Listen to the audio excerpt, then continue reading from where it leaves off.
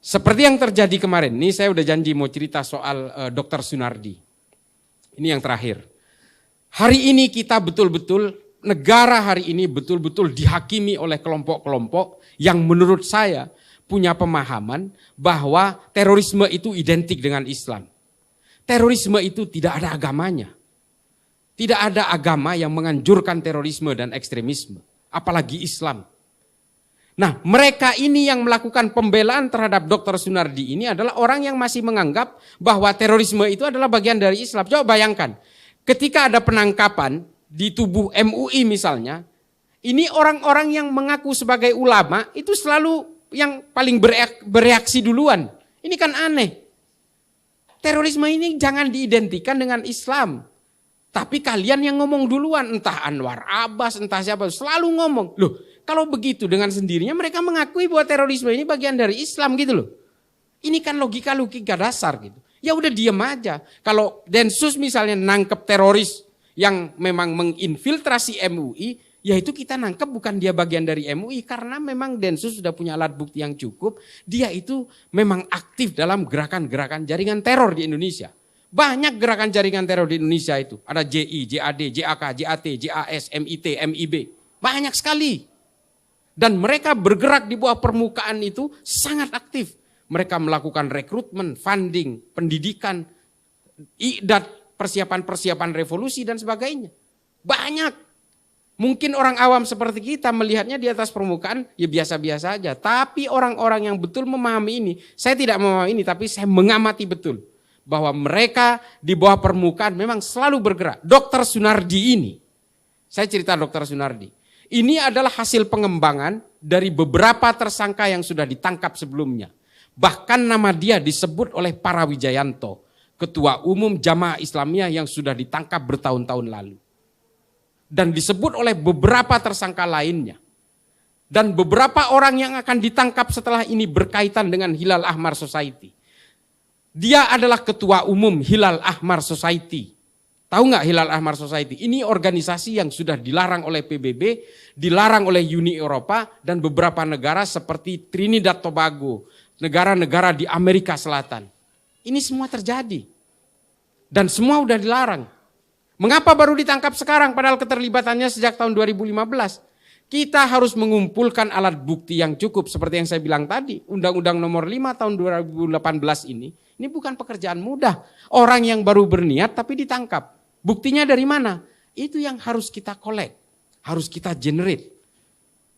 Oleh karena itu Densus setahu saya tidak pernah bisa kalah dalam pra-peradilan karena sebelum nangkap semua alat buktinya sudah cukup. Media menyebutnya terduga, padahal ini udah tersangka. Dan apa yang terjadi adalah ini, ada info yang harus saya berikan karena ini disiarkan. Ini karena serangannya terlalu banyak seolah-olah Dr. Sunardi ini lumpuh harus pakai tongkat, nggak mungkin dia melakukan perlawanan. Dia bisa berjalan. Tongkat itu adalah alat untuk menjaga keseimbangannya setelah dia kecelakaan, bukan lumpuh. Dia sudah tahu akan ditangkap, makanya dia selama berbulan-bulan setiap keluar dari rumahnya naik ambulan. Karena mereka tahu Densus tidak mungkin akan melakukan penangkapan di ambulan. Densus tidak mungkin melakukan penangkapan di rumahnya karena dia buka praktek dokter di rumahnya. Tidak mungkin melakukan penangkapan di depan para pasiennya. Tidak mungkin melakukan penangkapan di depan anak dan istrinya. Ini tabu. Dan tidak mungkin juga Densus melakukan penangkapan di pondok pesantren. Tempat dia berasal kemarin itu, dari Ulul Albab. Dia kan dari pesantren nih. Kenapa nggak ditangkap di pesantren? Itu standar operational procedure yang dipunyai oleh Densus. Tidak boleh melakukan penangkapan di lembaga pendidikan, di dalam rumah ibadah, di dalam ambulan sebagai paramedik. Tidak boleh dilakukan itu. Dan di depan anak istri beserta kalau dia dokter di depan pasiennya. Ini adalah rambu-rambu yang tidak boleh dilanggar. Itulah mengapa Densus melakukan penangkapan membuat obstacle di jalan. Ketika dia sedang mengendarai mobil non-ambulan. Ini yang harus diketahui, belum ada yang menyuarakan ini. Mengapa saya tahu? Karena saya juga ikut mengamati gerakan-gerakan mereka ini. Ini yang dilakukan. Dan ketika terjadi overmah, not to stand. Situasi-situasi keterpaksaan, dia melakukan perlawanan, membahayakan masyarakat pengguna jalan lainnya. Dia melakukan perlawanan kepada petugas, dia menabrak mobil petugas. Dan dua orang petugas yang naik ke bak itu dibawa sekencang-kencangnya oleh Sunardi.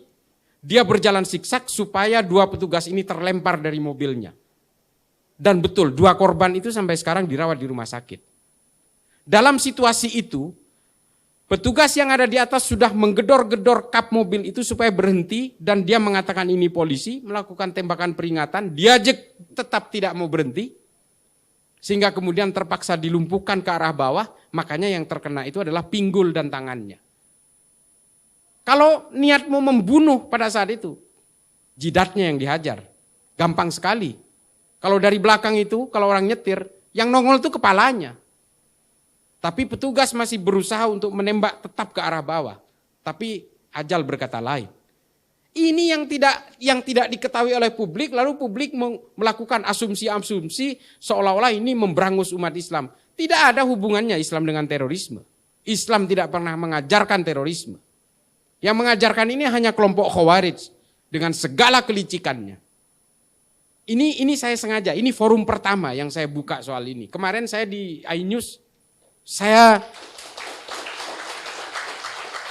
karena saya meyakini ini teman-teman Nahdliyin satu barisan sama saya, dan ini GMNU yang memang bertekad untuk bisa menguasai ranah-ranah digital, media sosial, ya silahkan ambil quote saya, siarkan.